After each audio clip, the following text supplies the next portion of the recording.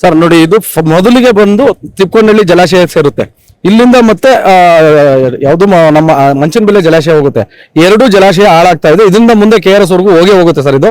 ಇದನ್ನ ಅತಿ ಶೀಘ್ರದಲ್ಲಿ ಎಚ್ಚೆತ್ಕೊಂಡು ಜನಗಳು ಸುಮಾರು 15 ವರ್ಷದಿಂದ ಇದೇ ಸಮಸ್ಯೆ ಸರ್. ಜಾನುವಾರುಗಳಿಗೆ ಕುಡಿಯಕ್ಕೆ ನೀರಿಗೆ ಸಮಸ್ಯೆ ಇದೆ, ಮತ್ತೆ ಇಲ್ಲಿ ರೈತರುಗಳಿಗೆ ತುಂಬಾ ಸಮಸ್ಯೆ ಇದೆ. ನಾವು ಇಲ್ಲಿನ ನೀರ್ನ ಪ್ರತಿನಿತ್ಯ ಬಳಕೆ ಮಾಡ್ತಾ ಇದ್ದವ್ರು, ನಾವು ಇಲ್ಲಿನ ಅಕ್ಕಪಕ್ಕದವ್ರೆ, ನಾವು ನೀರನ್ನ ಬಳಕೆ ಮಾಡಿ ಇದೇ ನೀರು ಕುಡಿತಾ ಇದ್ದವರು. ನೋಡಿ, ನಮ್ಮ ಪೀಣ್ಯ ಇಂಡಸ್ಟ್ರಿ ಏನಿದೆ ಅಲ್ಲಿಂದ ಸಂಪೂರ್ಣವಾಗಿ ಇಲ್ಲಿಗೆ ಬರುತ್ತೆ. ಜೊತೆಲಿ ಮಾದನಾಯಕನಹಳ್ಳಿ ಇಂಡಸ್ಟ್ರಿ ಏನಿದೆ ಅದು ಸಂಪೂರ್ಣವಾಗಿ ಇಲ್ಲಿ ಅರ್ಕಾವತಿಯ ಮೂಲ ದಂಡೆಯಿಂದ ಸೀದಾ ಇಲ್ಲಿಗೆ ಬರುತ್ತೆ ಸರ್. ನೀವು ನೋಡ್ತಾ ಇದ್ದೀರಾ ಸರ್, ಎಷ್ಟು ನೊರೆ ಇದೆ, ಎಲ್ಲ ರಬ್ಬರ್ ತರ ಸರ್. ಒಂದ್ ಕಡ್ಡಿಲಿ ಹಿಂಗೆ ಎತ್ಬಿಟ್ಟು ತೋರಿಸ್ತೇನೆ ನಾನು ನಿಮ್ಗೆ. ಅದೆಲ್ಲ ಕಚ್ಕೊಳುತ್ತೆ. ಮಾಮೂಲಿ ನೊರೆ ಆದ್ರೆ ಬಿಟ್ಟು ಹೊಂಟೋಗುತ್ತೆ.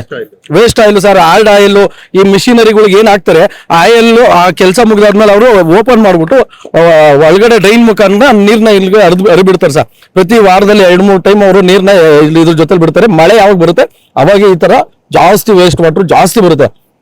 ಇನ್ನೊಂದು ಏನ್ ಹೇಳ್ತೀನಿ ಅಂದ್ರೆ ಸರ್, ಇಲ್ಲಿ ಮೀನುಗಾರಿಕೆ ಮಾಡ್ತಾರೆ ಸರ್. ಸರ್ಕಾರದಿಂದನೇ ಮೀನುಗಾರರುಗಳಿಗೆ, ಹೌದು ಸರ್, ಮೀನುಗಾರರುಗಳಿಗೆ, ಹೌದು ಸರ್, ಮೀನುಗಾರರುಗಳಿಗೆ ಸರ್ಕಾರದಿಂದ ಒಂದು ಬೋಟು ಒಂದು ತೆಪ್ಪಕ್ಕೆ ಒಬ್ಬ ಮನುಷ್ಯನ್ಗೆ ಇಷ್ಟು ಅಂತ ಸರ್ಕಾರದವರು ಡೆಪಾಸಿಟ್ ಮಾಡಿಸ್ಕೊಂಡು ಅವ್ರಿಗೆ ಮೀನು ಹಿಡಿಯಲಿಕ್ಕೆ 1 ವರ್ಷಕ್ಕೆ ಇಷ್ಟು ಅಂತ ತಗೊಂತಾರೆ ಸರ್.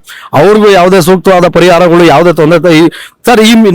ಇಲ್ಲಿ ದನ ಕರು ನೀರು ಕುಡಿದ್ರೆ ಬದುಕಲ್ಲ, ಇನ್ ಮೀನ್ ತಿಂದ್ರೆ ಬದುಕ್ತಾರ ಸರ್ ಜನಗಳು. ಇನ್ನೊಂದು ಏನ್ ಹೇಳ್ತೀನಿ ಅಂದ್ರೆ ಸರ್, ದಯಮಾಡಿ ನಮ್ಮ ಏನು ರಾಜ್ಯ ಸರ್ಕಾರ ಇದೆ, ದಯಮಾಡಿ ಇದನ್ನ ಎಚ್ಚೆತ್ಕೊಂಡು ಬೇಗ ಇದನ್ನ ಕಂಡು ಹಿಡಿದು ಇದನ್ನ ಸಮಸ್ಯೆ ಬಗೆಹರಿಸ್ತಿಲ್ಲ ಅಂದ್ರೆ ಸರ್, ಮುಂದಿನ ದಿನಗಳಲ್ಲಿ KRS ಅಂತೂ ಆಗೇ ಆಗುತ್ತೆ ಸರ್. ಸರ್ ಅವ್ರಿಗೆ ಸರ್ ನೋಡಿ ಸರ್, ಕೆಲವೊಬ್ರು ವಿದ್ಯಾವಂತರು ಇದಾರೆ, ಕೆಲವೊಬ್ರು ಅವಿದ್ಯಾವಂತರು ಇದಾರೆ ಸರ್. ಅವ್ರಿಗೇನು ಸರ್, ಊಟ ಮಾಡ್ಬೇಕು, ಅವತ್ತಿನ ಕೂಲಿ ಉಡ್ಸ್ಕೊಬೇಕು ಅಷ್ಟೇ ಸರ್ ಅವ್ರಿಗೆ ಗೊತ್ತಿರೋದು. ಯಾವ ತರ ಕಾಯಿಲೆಗಳು ಬರ್ತಾ ಇದೆ ಸರ್? ಇಲ್ಲಿ ನೋಡಿ ಸರ್, ಇವಾಗ ಸರ್ಕಾರದವರು ಹೇಳ್ತಾರೆ ನಾವು ಕ್ಯಾನ್ಸರ್ ನಿರ್ಮೂಲನೆ ಮಾಡಕ್ಕೆ ಎಲ್ಲಾ ಕಡೆ ಘಟಕಗಳು ಮಾಡ್ತಾ ಇದೀವಿ, ಅದ್ ಮಾಡ್ತಾ ಇದೀವಿ, ಇದ್ ಮಾಡ್ತಾ ಸರ್. ಮೊದ್ಲು ಇಂಥವನ್ನೆಲ್ಲ ಮುಟ್ಲಿ ಸರ್, ಇಂಥವನ್ನೆಲ್ಲ ಫಸ್ಟ್ ಸಮಸ್ಯೆ ಬಗೆಹರಿಸ್ಲಿ ಸರ್. ಸಮಸ್ಯೆ ಇದನ್ನ ಬಗೆಹರಿಸೋದ್ರೆ ಸರ್, ಕ್ಯಾನ್ಸರ್ ಅನ್ನೋದು ಯಾವ್ದು ಇರ್ಲಿಲ್ಲ ಸರ್. ನಮ್ ತಾತರ ಕಾಲದಲ್ಲಿ ಕ್ಯಾನ್ಸರ್ ಇತ್ತ ಸರ್? ಇರ್ಲಿಲ್ಲ ಸರ್. ನಮ್ಮ ಅಪ್ಪದ್ರ ಕಾಲದಲ್ಲಿ ಇತ್ತ ಸರ್? ಇರ್ಲಿಲ್ಲ ಸರ್. ಇವಾಗ ಸರ್ ಇದು ಈಗ ಒಂದು 5-6 ವರ್ಷಗಳಿಂದ ಜಾಸ್ತಿ ಆಗ್ತಾ ಇದೆ. ಯಾಕೆ ಅಂದ್ರೆ ಕೆಮಿಕಲ್ ಫುಡ್, ಕೆಮಿಕಲ್ ನೀರು, ಎಲ್ಲ ಪ್ರತಿಯೊಂದು ಕೆಮಿಕಲ್ ಅಲ್ಲೇ ಸಿಗುತ್ತೆ ಸರ್.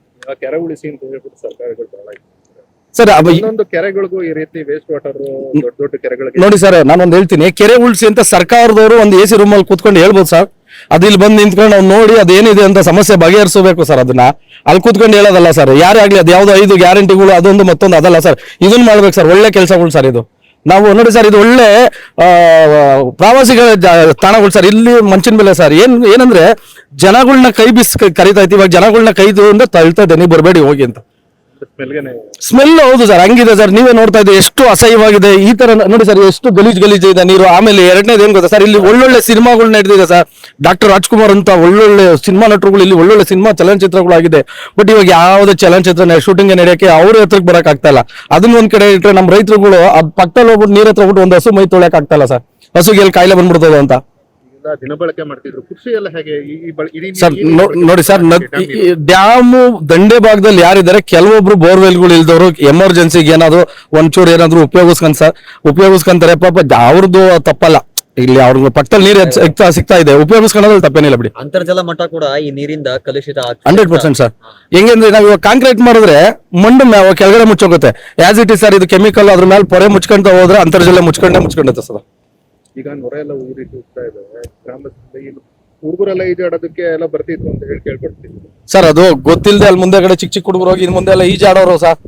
ಗೊತ್ತಿರೋರು ಏನ್ ಮಾಡ್ತಾರೆ, ಸ್ವಲ್ಪ ಬುದ್ಧಿ ಹೇಳಿ ಬಿಡ್ತಾ ಇಲ್ಲ ಸರ್. ಇವಾಗ ಸರ್, 100 ರೂಪಾಯಿ ಕೊಟ್ಬಿಟ್ಟು ಸ್ವಿಮ್ಮಿಂಗ್ ಪೂಲ್ ಹೋಗಿ ಈಜಾಡಕ್ ಆಗ್ತದೆ ಬಡವ್ರ ಮಕ್ಳು? ಏನ್ ಸರ್, ಬಡವ್ರ ಮಕ್ಳು 100 ರೂಪಾಯಿ ಕೊಟ್ಬಿಟ್ಟು ಎಲ್ಲಾದ್ರೂ ಸ್ವಿಮ್ಮಿಂಗ್ ಪೂಲ್ ಹೋಗಿ ಈಜ್ ಮಾಡಕ್ ಆಗುತ್ತಾ ಸರ್? ಒಂದು ದಿವಸಕ್ಕೆ 100 ರೂಪಾಯಿ ದುಡಿಯೋದೇ ಹೆಚ್ಚು ಸರ್ ಈಗಿನ ಪರಿಸ್ಥಿತಿಯಲ್ಲಿ.